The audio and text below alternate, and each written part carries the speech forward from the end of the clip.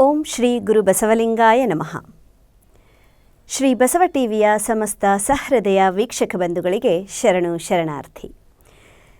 ವರಗುರು ಶರಣರ ಚಟುವಟಿಕೆಗಳ ಲವಲವಿಕೆಯ ನವಚೇತನವ ನೀಯುವ ವಾಚಸ್ಪತಿಗಳ ವಾಗ್ಜಾಲ ಮಣಿಮಾಲೆಯಾದ ವಚನವಾಣಿ ಕಾರ್ಯಕ್ರಮಕ್ಕೆ ತಮ್ಮೆಲ್ಲರಿಗೂ ಆತ್ಮೀಯವಾದ ಸ್ವಾಗತ, ಸುಸ್ವಾಗತ.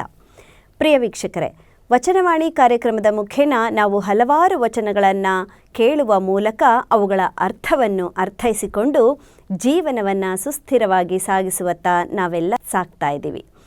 ಇಂದಿನ ಈ ವಚನವಾಣಿ ಕಾರ್ಯಕ್ರಮದಲ್ಲಿ ಯಾವೆಲ್ಲ ವಚನಗಳನ್ನು ನಿಮ್ಮೆದುರಿಗೆ ತಂದಿದ್ದೀನಿ ಅನ್ನೋದನ್ನು ನೋಡ್ತಾ ಕಾರ್ಯಕ್ರಮವನ್ನು ಆರಂಭ ಮಾಡೋಣ.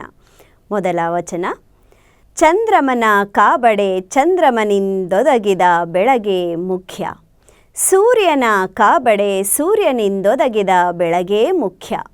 ಜ್ಯೋತಿಯ ಕಾಬಡೆ ಜ್ಯೋತಿಯಿಂದೊದಗಿದ ಬೆಳಗ್ಗೆ ಮುಖ್ಯ. ರತ್ನವ ಕಾಬಡೆ ರತ್ನದಿಂದೊದಗಿದ ಲಹರಿಯೇ ಮುಖ್ಯ. ನಮ್ಮ ಗುಹೇಶ್ವರಲಿಂಗವ ಕಾಬಡೆ ಆ ಮಹಾವಸ್ತುವಿನ ಪರಮ ಪ್ರಕಾಶದಿಂದೊದಗಿದ ಭಸಿತವೇ ಮುಖ್ಯ. ಅಲ್ಲಮಪ್ರಭುಗಳು ಬರೆದಿರುವಂಥ ಈ ವಚನದ ಅರ್ಥ: ಗಗನದಲ್ಲಿ ಬೆಳಗುವ ಚಂದ್ರಮನನ್ನು ಕಾಣಬೇಕಾದಲ್ಲಿ ಆ ಚಂದ್ರಮನಿಂದ ಚೆಲ್ಲಿದ ಬೆಳಗ್ಗೆ ಮುಖ್ಯವಾಗಿ ಬೇಕು. ಸೂರ್ಯನನ್ನು ಕಾಣಬೇಕಾದಲ್ಲಿ ಆ ಸೂರ್ಯನಿಂದೊದಗಿದ ಬೆಳಗ್ಗೆ ಮುಖ್ಯವಾಗಿ ಅತ್ಯಗತ್ಯ. ಜ್ಯೋತಿಯನ್ನು ಕಾಣಬೇಕಾದಲ್ಲಿ ಆ ಜ್ಯೋತಿಯಿಂದೊದಗಿದ ಪ್ರಭೆಯೇ ಮುಖ್ಯವಾಗಿ ಬೇಕಾಗುತ್ತದೆ. ಅದೇ ತರಹ ರತ್ನವ ಕಾಣಬೇಕಾದಲ್ಲಿ ಆ ರತ್ನದಿಂದೊಗೆದ ಕಾಂತಿಯ ಪ್ರಭೆಯೇ ಮುಖ್ಯವಾಗಿ ಬೇಕಾಗುತ್ತದೆ.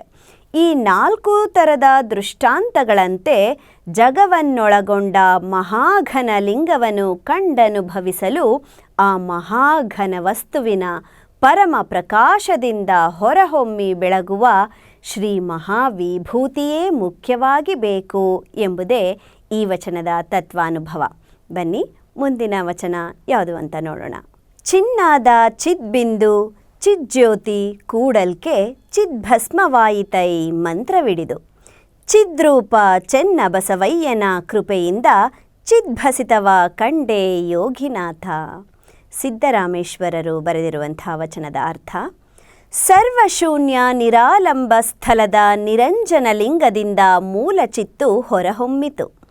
ಆ ಚಿತ್ತಿನಿಂದ ಚಿನ್ನಾದ ಚಿದ್ಬಿಂದು ಚಿತ್ಕಳೆಗಳು ಮೂಲ ಚಿತ್ತಿನೊಡನೆ ಕೂಡಲು ಓಂಕಾರ ಸ್ವರೂಪದ ಗೋಳಾಕಾರದ ಮಹಾಲಿಂಗವಾಯಿತು.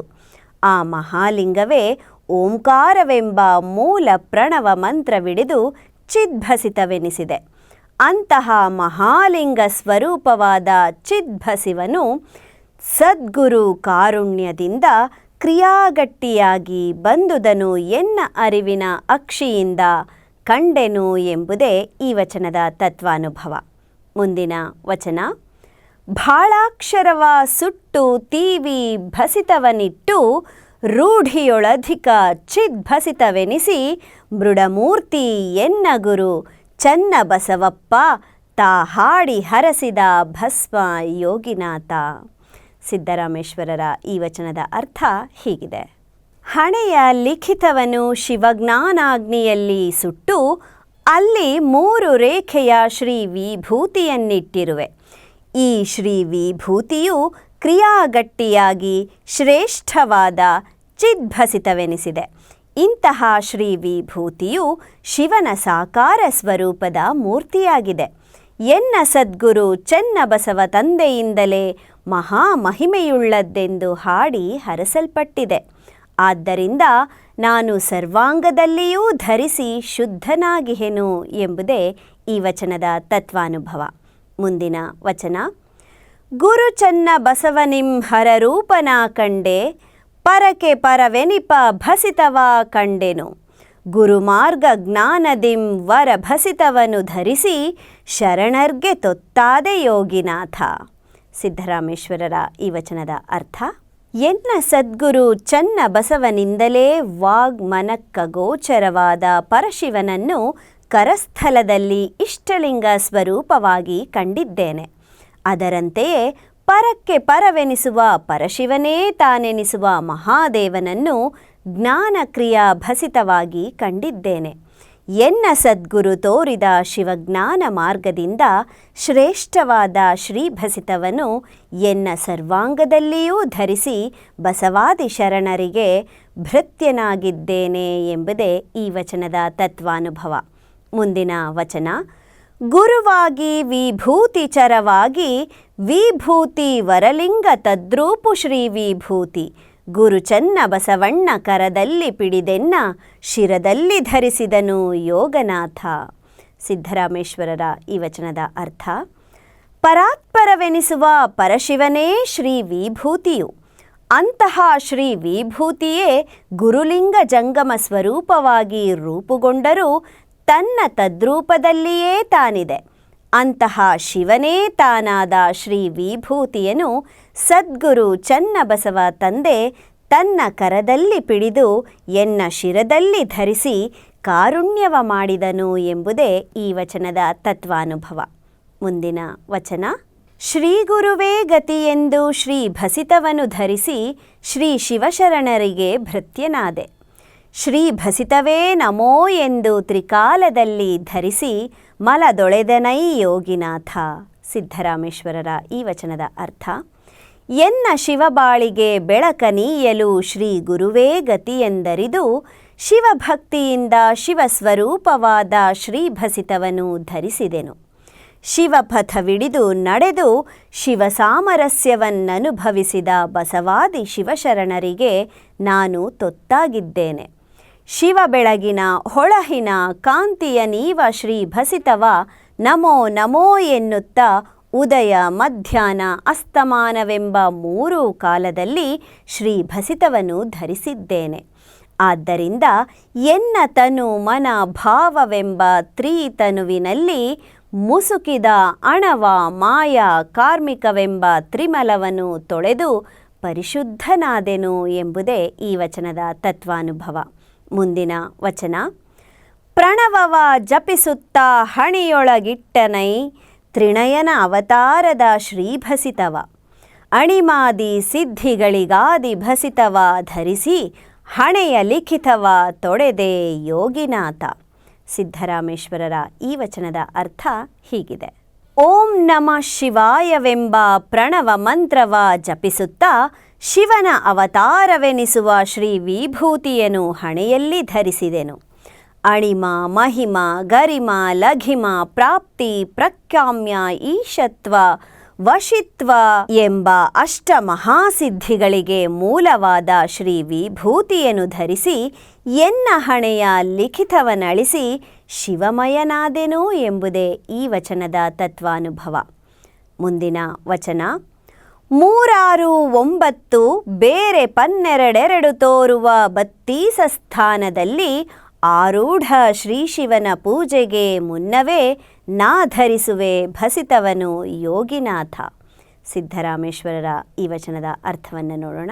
ಶಿವಸ್ವರೂಪವಾದ ಶ್ರೀ ಭಸಿತವನು ಎನ್ನಂಗದ 18, 24 ಅಥವಾ 32 ಸ್ಥಾನಗಳಲ್ಲಿ ಪ್ರತಿನಿತ್ಯವೂ ಶಿವಪೂಜೆಗೆ ಮುನ್ನವೇ ನಾನು ಧರಿಸುವೆನು ಎಂಬುದೇ ಈ ವಚನದ ಅರ್ಥ. ಮುಂದಿನ ವಚನ: ಸತ್ವ ರಜ ತಮಗಳ ಸುಟ್ಟುರುಹಿ ನಿಟ್ಟೊರಸಿ ಸಪ್ತ ವ್ಯಸನಗಳ ಬೇರು ವರಿಸಿ ಕಿತ್ತಿಟ್ಟು ಭಸಿತವನು ಸರ್ವಾಂಗದೊಳು ಧರಿಸಿ ಮುಕ್ತನಾದೆನು ಗುರುವೇ ಯೋಗಿನಾಥ. ಸಿದ್ದರಾಮೇಶ್ವರರ ಈ ವಚನದ ಅರ್ಥ: ಸತ್ವ ರಜ ತಮಗಳೆಂಬ ಗುಣತ್ರಯಗಳನ್ನು ಶಿವಜ್ಞಾನಾಗ್ನಿಯಲ್ಲಿ ಸುಟ್ಟುಬಿಟ್ಟು ತನುವ್ಯಸನ ಮನವ್ಯಸನ ಧನವ್ಯಸನ ರಾಜ್ಯವ್ಯಸನ ವಿಶ್ವವ್ಯಸನ ಉತ್ಸಾಹವ್ಯಸನ ಸೇವಕ ವ್ಯಸನವೆಂಬ ಸಪ್ತ ವ್ಯಸನಗಳನ್ನು ಬೇರು ಸಹಿತ ಕಿತ್ತೆಸೆದು ಶಿವಜ್ಞಾನ ಸ್ವರೂಪವಾದ ಶ್ರೀ ವಿಭೂತಿಯನ್ನು ಎನ್ನ ಸರ್ವಾಂಗದಲ್ಲಿಯೂ ಧರಿಸಿ ಭವಬಂಧನದಿಂದ ಮುಕ್ತನಾದೆನು ಎಂಬುದೇ ಈ ವಚನದ ತತ್ವಾನುಭವ. ಮುಂದಿನ ವಚನ: ಅತ್ಯತಿಷ್ಠದ್ಧ ಶಾಂಗುಲವೆನಿಪ ಭಸಿತವನು ಉತ್ತರೋತ್ತರವಾಗಿ ಕರದಿ ಪಿಡಿದು ಚಿತ್ತ ಶುದ್ಧದಿ ಭಾಳ ಕರಣ ಕಂಠದಿ ಧರಿಸಿ ಮುಕ್ತನಾದೆನು ಗುರುವೇ ಯೋಗಿನಾಥ. ಸಿದ್ದರಾಮೇಶ್ವರರ ಈ ವಚನದ ಅರ್ಥ: ಪರಾತ್ಪರವಾದ ಪರವಸ್ತುವೇ ಅತ್ಯತಿಷ್ಠಿದ್ಧ ಶಾಂಗೂಲವೆನಿಸುವುದು. ಅಂತಹ ಪರವಸ್ತುವೇ ಶ್ರೀಭಸಿತವು. ಪರಶಿವನೇ ತಾನಾಗಿದ್ದ ಶ್ರೀಭಸಿತವನು ಕರದಲ್ಲಿ ನಿಷ್ಠೆಯಿಂದ ಹಿಡಿದು ಶುದ್ಧವಾದ ಚಿತ್ತುಳ್ಳಾತನಾಗಿ ಹಣೆ, ಸಕಲ ಕರಣೇಂದ್ರಿಯ ಮತ್ತು ಕಂಠ ಮುಂತಾದ ಸ್ಥಳಗಳಲ್ಲಿ ಧರಿಸಿ ನಾನು ಮುಕ್ತನಾದೆನು ಎಂಬುದೇ ಈ ವಚನದ ಅರ್ಥ. ಮುಂದಿನ ವಚನ: ಹಣೆಯಕ್ಷರವ ತೊಡೆದು ಭಸಿತಮಂ ಬಾಸಣಿಸಿ ವಶವರ್ತಿ ಮಾಡಿದೆನು ಶಿವಲಿಂಗವ. ದೆಸೆಗೇಡಿ ಎನಿಸುವ ಹೊಸಬಂಟ ಕಾಮನ ಭಸುಮವನು ಮಾಡಿದೆನು ಯೋಗಿನಾಥ. ಸಿದ್ದರಾಮೇಶ್ವರರ ಈ ವಚನದ ಅರ್ಥ: ದೈವೇಚ್ಛೆಯಿಂದ ಬರೆದ ಹಣೆಯ ಲಿಖಿತವನಳಿಸಿ ಶ್ರೀ ವಿಭೂತಿಯನ್ನು ಹಣೆಯಲ್ಲಿ ಧರಿಸಿದ್ದರಿಂದ ಪರಾತ್ಪರವೆನಿಸುವ ಪರಶಿವಲಿಂಗವ ಎನ್ನ ಭಾವ ಮನ ಕರದಲ್ಲಿ ವಶವರ್ತಿಯಾಗಿ ಮಾಡಿಕೊಂಡಿದ್ದೇನೆ. ಇದರಿಂದ ಬಾಳ ಬಟ್ಟೆಯ ದಿಕ್ಕುಗೆಡಿಸುವ ಹೊಸ ಹುಮ್ಮಸ್ಸಿನಲ್ಲಿ ಕಾಡುವ ಬಂಟನೆನಿಸುವ ಕಾಮನನ್ನು ಅರಿವಿನಗ್ನಿಯಲ್ಲಿ ಸುಟ್ಟು ಭಸ್ಮಗೊಳಿಸಿದೆನು ಎಂಬುದೇ ಈ ವಚನದ ತತ್ವಾನುಭವ. ಮುಂದಿನ ವಚನ: ನೀರಿಗೆ ನೈದಿಲೆಯೇ ಶೃಂಗಾರ, ಸಮುದ್ರಕ್ಕೆ ತೆರೆಯೇ ಶೃಂಗಾರ, ನಾರಿಗೆ ಗುಣವೇ ಶೃಂಗಾರ, ಗಗನಕ್ಕೆ ಚಂದ್ರಮನೇ ಶೃಂಗಾರ.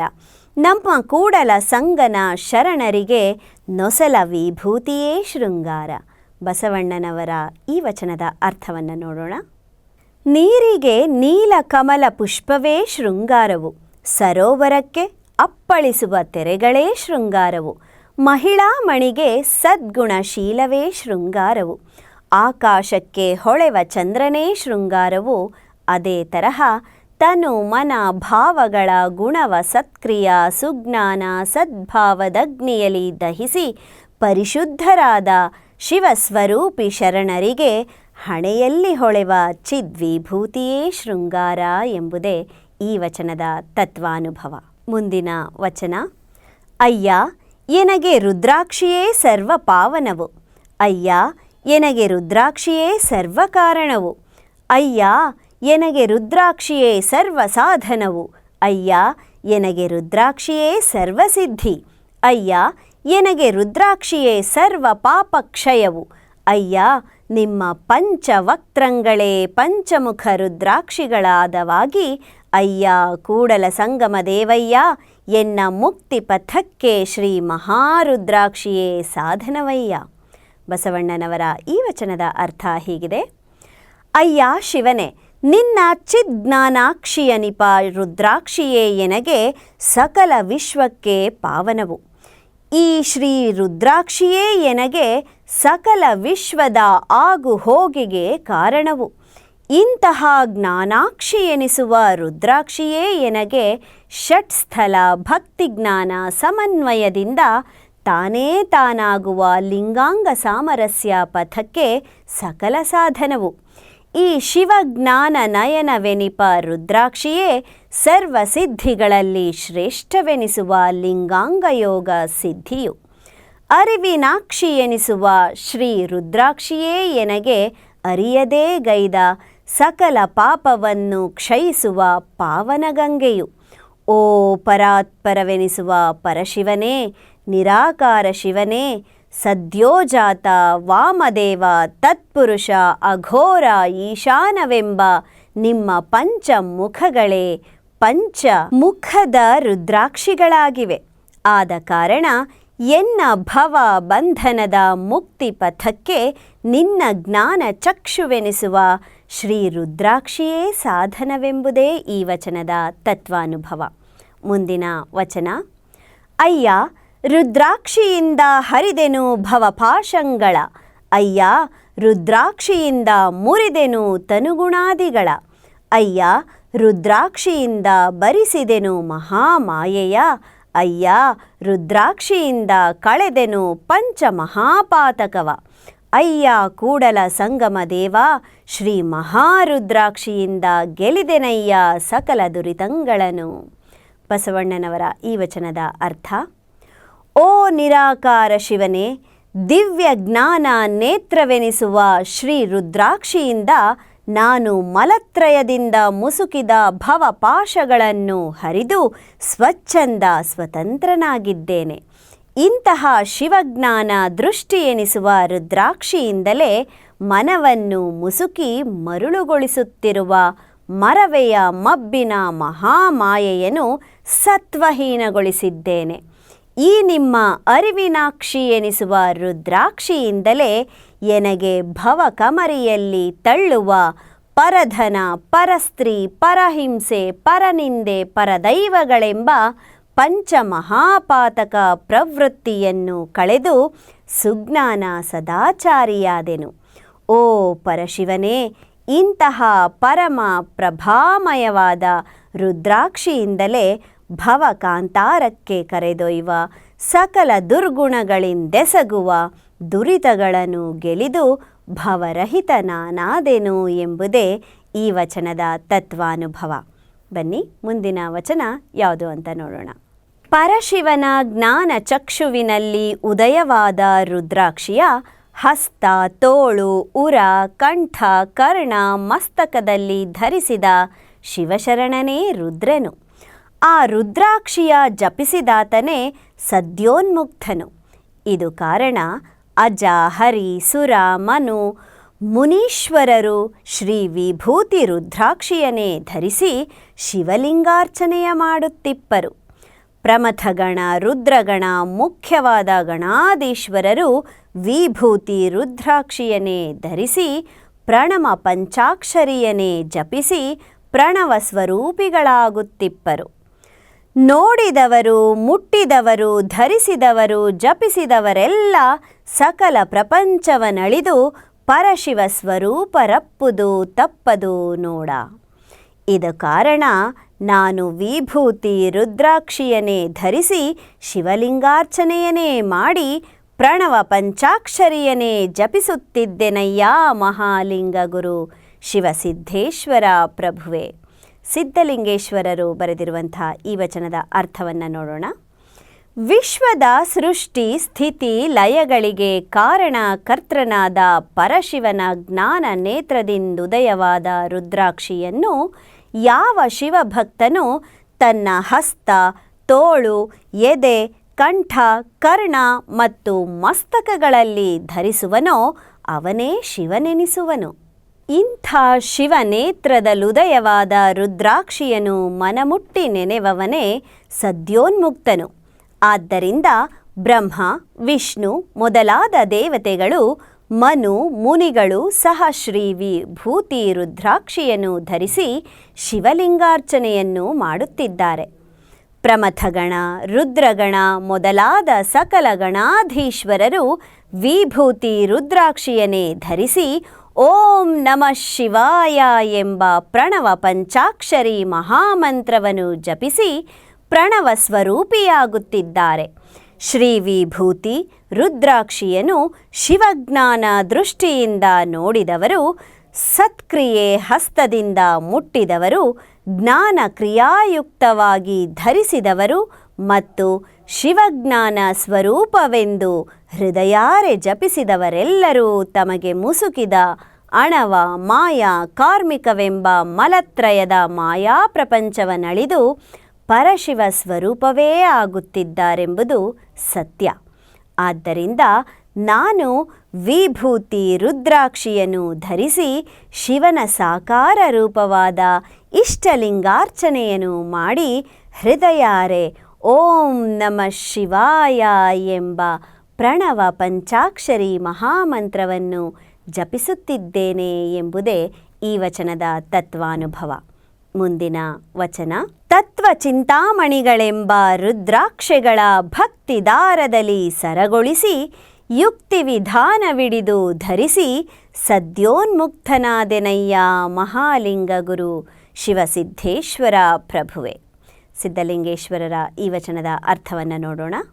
ತತ್ಪದವೆನಿಸುವ ಶಿವತತ್ವವು, ತ್ವಂಪದವೆನಿಸುವ ಜೀವತತ್ವವು ಇವೆರಡರ ಸಾಮರಸ್ಯ ಬೋಧಕವೆನಿಸುವ ತತ್ವಮಸಿ ಮಹಾವಾಕ್ಯಾರ್ಥವನ್ನು ಸಾಧಿಸಿಕೊಡುವ ಚಿಂತಾಮಣಿಗಳೆಂಬ ಶಿವಜ್ಞಾನ ರತ್ನದ ರುದ್ರಾಕ್ಷಿಗಳನ್ನು ತನ್ನ ತಾನರ್ಚಿಸಿಕೊಳ್ಳುವ ಅಭಿನ್ನ ಭಕ್ತಿ ಎಂಬ ದಾರದಲ್ಲಿ ಷಡ್ವಿಧ ಭಕ್ತಿಯಿಂದ ಪೋಣಿಸಿದೆ. ಆ ಮಣಿಗಳನ್ನು ಷಟ್ಸ್ಥಲ ಪಥದ ಯುಕ್ತಿಯ ವಿಧಾನದಿಂದ ಎನ್ನಂಗದಲ್ಲಿ ಧರಿಸಿದೆ. ಅದರಿಂದ ನಾನು ಸದ್ಯೋನ್ಮುಕ್ತನಾದೆ ದೇವ ಎಂಬುದೇ ಈ ವಚನದ ಅರ್ಥ. ಮುಂದಿನ ವಚನ: ಲಲಾಟದಲ್ಲಿ ವಿಭೂತಿ, ಕೊರಳಲ್ಲಿ ರುದ್ರಾಕ್ಷಿಯ ಮಾಲೆ, ಮುಖದಲ್ಲಿ ಶಿವಮಂತ್ರ, ಅಂಗದ ಮೇಲೆ ಶಿವಲಿಂಗ ಧಾರಣವುಳ್ಳ ಶಿವಭಕ್ತನೇ ಸಾಕ್ಷಾತ್ ಶಿವತಾನೆ ನೋಡ, ಮಹಾಲಿಂಗ ಗುರು ಶಿವಸಿದ್ದೇಶ್ವರ ಪ್ರಭುವೆ. ಸಿದ್ಧಲಿಂಗೇಶ್ವರರ ಈ ವಚನದ ಅರ್ಥವನ್ನು ನೋಡೋಣ. ಹಣೆಯಲ್ಲಿ ತನು ಮನ ಭಾವಗಳ ಅವಗುಣಗಳನ್ನು ಶಿವಜ್ಞಾನಾಗ್ನಿಯಲ್ಲಿ ದಹಿಸಿ ಧರಿಸಿದ ತ್ರಿಪುಂಡ್ರವೆಂಬ ಶ್ರೀ ವಿಭೂತಿ, ಕೊರಳಲ್ಲಿ ಶಿವಜ್ಞಾನ ನೇತ್ರ ಧರಿಸಿದ ಸಂಕೇತದ ಶ್ರೀ ರುದ್ರಾಕ್ಷಿಯ ಮಾಲೆ, ಮುಖದಲ್ಲಿ ಅಂಗ ಲಿಂಗ ಸಾಮರಸ್ಯತ್ವದ ಅರ್ಥವ ಪ್ರವಹಿಸುವ ಓಂ ನಮಃ ಶಿವಾಯ ಎಂಬ ಪ್ರಣವ ಪಂಚಾಕ್ಷರಿ ಮಹಾಮಂತ್ರ ಮತ್ತು ಅಂಗದ ಮೇಲೆ ಅಂತರಂಗದಲ್ಲಿ ಅವ್ಯಕ್ತವಾಗಿ ಅಡಗಿದ ಪರವಸ್ತುವಿನ ಸಾಕಾರ ಸ್ವರೂಪ ಇಷ್ಟಲಿಂಗ ಸಂಪನ್ನನಾದ ಶಿವಭಕ್ತನೇ ಸಾಕ್ಷಾತ್ ಶಿವನು ತಾನೇ ಎಂಬುದೇ ಈ ವಚನದ ತತ್ವಾನುಭವ. ಮುಂದಿನ ವಚನ: ಅಯ್ಯ ಎನಗೆ ರುದ್ರಾಕ್ಷೆಯೇ ಪುಣ್ಯದ ಪುಂಜ ನೋಡ, ಅಯ್ಯ ಎನಗೆ ರುದ್ರಾಕ್ಷೆಯೇ ಭಾಗ್ಯದ ನಿಧಿಯು ನೋಡ, ಅಯ್ಯ ಎನಗೆ ರುದ್ರಾಕ್ಷೆಯೇ ಸತ್ಯದ ಸದನ ನೋಡ, ಅಯ್ಯ ಎನಗೆ ರುದ್ರಾಕ್ಷೆಯೇ ನಿತ್ಯದ ನಿಲುವು ನೋಡ, ಅಯ್ಯ ಎನಗೆ ರುದ್ರಾಕ್ಷೆಯೇ ಭಕ್ತಿಯ ಬೆಳಗು ನೋಡ, ಅಯ್ಯ ಎನಗೆ ರುದ್ರಾಕ್ಷೆಯೇ ಮುಕ್ತಿಯ ಸೋಪಾನ ನೋಡ, ಅಯ್ಯ ಎನಗೆ ರುದ್ರಾಕ್ಷೆಯೇ ಶಕ್ತಿಯ ಬಲವು ನೋಡ, ಇಂತಪ್ಪ ರುದ್ರಾಕ್ಷೆಯ ಎನ್ನ ಅಂತರಂಗ ಶುದ್ಧವಾಗಿ ಅವಿರಳ ಭಕ್ತಿಯಿಂದ ಧರಿಸಿ ನಿಶ್ಚಿಂತ ನಿಭ್ರಾಂತನಾಗಿರ್ದೆನಯ್ಯ ಅಖಂಡೇಶ್ವರ. ಷಣ್ಮುಖ ಶಿವಯೋಗಿಗಳ ಬರೆದಿರುವಂತಹ ಈ ವಚನದ ಅರ್ಥವನ್ನು ನೋಡೋಣ. ಅಯ್ಯ ಶಿವನೇ, ಶಿವಜ್ಞಾನ ನೇತ್ರ ನೆನೆಸುವ ಶ್ರೀ ರುದ್ರಾಕ್ಷೆಯೇ ನನಗೆ ಪುಣ್ಯದ ಸಮೂಹವು, ಅರಿವಿನ ಅಕ್ಷಿ ಎನಿಸುವ ಶ್ರೀ ರುದ್ರಾಕ್ಷಿಯೇ ಎನಗೆ ನಿತ್ಯ ತೃಪ್ತಿಯ ನೀವ ಶಾಶ್ವತ ಸಂಪತ್ತಿನ ನಿಧಿಯು, ಸುಜ್ಞಾನ ನಯನವೆನಿಸುವ ಶ್ರೀ ರುದ್ರಾಕ್ಷಿಯೇ ಎನಗೆ ಪರಮ ಪಾವನವಾದ ಸತ್ಯದ ಸದನವು, ಪರಮ ಪ್ರಭೆಯೆನಿಸುವ ಶಿವಜ್ಞಾನಾಕ್ಷಿ ಎನಿಸುವ ಶ್ರೀ ರುದ್ರಾಕ್ಷಿಯೇ ಎನಗೆ ಪರಶಿವನೆನಿಸುವ ಅಳಿವಿಲ್ಲದ ನಿತ್ಯದ ನಿಜ ನಿಲುವು, ದಿವ್ಯ ತೇಜೋಮಯವಾದ ಚಿದೃಕ್ಕೆನಿಸುವ ಶ್ರೀ ರುದ್ರಾಕ್ಷಿಯೇ ಎನಗೆ ತನ್ನ ತಾನರ್ಚಿಸಿಕೊಳ್ಳುವ ಸ್ವಲೀಲಾನಂದಮಯವಾದ ಷಟ್ಸ್ಥಲ ಭಕ್ತಿಯ ಶಿವಬೆಳಗು, ಆಚಾರಕ್ಕೆ ಅರಿವಿನ ಬೆಳಗನೀವ ಶ್ರೀ ರುದ್ರಾಕ್ಷಿಯೇ ಎನಗೆ ಭವ ಬಂಧನದಿಂದ ಮುಕ್ತನಾಗುವ ಮುಕ್ತಿಯ ಮೆಟ್ಟಿಲು,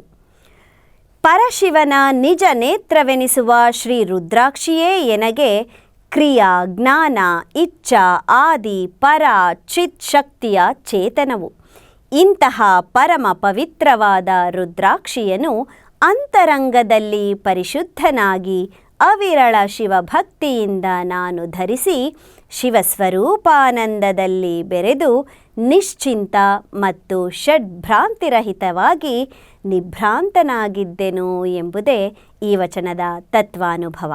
ಮುಂದಿನ ವಚನ: ಮನಕ್ಕೆ ಮಂಗಳವಕ್ಕೂ ತನುವಿಂಗೆ ಸುಖವಕ್ಕೂ ವಿನಯ ಪ್ರಸಾದವು ಸಾಧ್ಯವಕ್ಕೂ ಅನುವರಿದು ರುದ್ರಾಕ್ಷಿಯಾಗಮ ಸ್ಥಾನದಿ ಧರಿಸಿ ತ್ರಿನಯನವು ತಾನಕ್ಕೂ ಯೋಗಿನಾಥ. ಸಿದ್ದರಾಮೇಶ್ವರರ ಈ ವಚನದ ಅರ್ಥ: ಶಿವಜ್ಞಾನ ನೇತ್ರವೆನಿಸುವ ಶ್ರೀ ರುದ್ರಾಕ್ಷಿಯನು ಅಂಗದಲ್ಲಿ ಧರಿಸುವುದರಿಂದ ಕಾಮಾದಿ ಮನೋವಿಕಾರಗಳಳಿದು ಮನಕ್ಕೆ ಮಂಗಲಮಯವೆನಿಸುವುದು ಅಲ್ಲದೆ ತನುವಿನಲ್ಲಿ ಕ್ರಿಯಾ ರುದ್ರಾಕ್ಷಿಗಳ ಆಯಾ ಸ್ಥಾನದಲ್ಲಿ ಧರಿಸುವುದರಿಂದ ತನುವಿಗೆ ವಾತ ಪಿತ್ತ ಕಫರಹಿತವಾಗಿ ರೋಗಮುಕ್ತವಾಗಿ ಸದಾ ಸುಖಮಯ ತನುವೆನಿಸುವುದು. ಇದರಿಂದ ತನು ಮನಗಳು ಪರಿಶುದ್ಧಗೊಂಡಲ್ಲಿ ಎಲ್ಲೆಲ್ಲಿಯೂ ಶಿವಮಯ ದೃಷ್ಟಿಯರಳಿ ಭೃತ್ಯುಭಾವವೆಂಬ ಪರಮ ಪ್ರಸಾದವು ಅಳವಡುವುದು. ಆದ್ದರಿಂದ ಧರಿಸುವ ವಿಧಾನವನರಿದು ರುದ್ರಾಕ್ಷಿಗಳನ್ನು ಅಂಗದಲ್ಲಿ ಧರಿಸಿದರೆ ಆತನು ಅರಿವು, ಆಚಾರ, ಅನುಭಾವವೆಂಬ ತ್ರಿನೇತ್ರವುಳ್ಳ ಶಿವಸ್ವರೂಪವೇ ತಾನಾಗುವನು ಎಂಬುದೇ ಈ ವಚನದ ತತ್ವಾನುಭವ. ಪ್ರಿಯ ವೀಕ್ಷಕರೇ, ಇಂದಿನ ಈ ಸಂಚಿಕೆಯಲ್ಲಿ ಎಂತಹ ಅದ್ಭುತವಾದಂಥ ವಚನಗಳನ್ನು ಕೇಳಿದಿರಿ, ಹಾಗೆ ಅವುಗಳನ್ನು ಅರ್ಥೈಸಿಕೊಂಡಿದ್ದೀರಿ. ಇಂದಿನ ಈ ಸಂಚಿಕೆಯಲ್ಲಿ ಪ್ರಸಾರವಾದಂಥ ಎಲ್ಲ ವಚನಗಳ ಸಂಗ್ರಹ ಹಾಗೆ ಅವುಗಳನ್ನು ಅರ್ಥೈಸಿರುವವರು ವಚನ ತತ್ವಾನುಭವ ಕೃತಿಯ ಲೇಖಕರಾದ ಶ್ರೀ ಸಿದ್ದರಾಮೇಶ್ವರ ಶರಣರು ಬೆಲ್ದಾಳ. ಇವರ ಮತ್ತೊಂದಷ್ಟು ವಚನದೊಂದಿಗೆ ಮುಂದಿನ ಸಂಚಿಕೆಯಲ್ಲಿ ಮತ್ತೆ ಭೇಟಿಯಾಗೋಣ ಅಂತ ಹೇಳ್ತಾ ಇಂದಿನ ಈ ಸಂಚಿಕೆಯನ್ನು ಇಲ್ಲಿಗೆ ಮುಗಿಸ್ತಾ ಇದ್ದೀನಿ. ನಿರಂತರವಾಗಿ ನೋಡ್ತಾ ಇರಿ ಶ್ರೀ ಬಸವ ಟಿವಿ. ಇದು ಸಂಸ್ಕಾರದ ಬೆಳಕು. ಶರಣು ಶರಣಾರ್ಥಿ.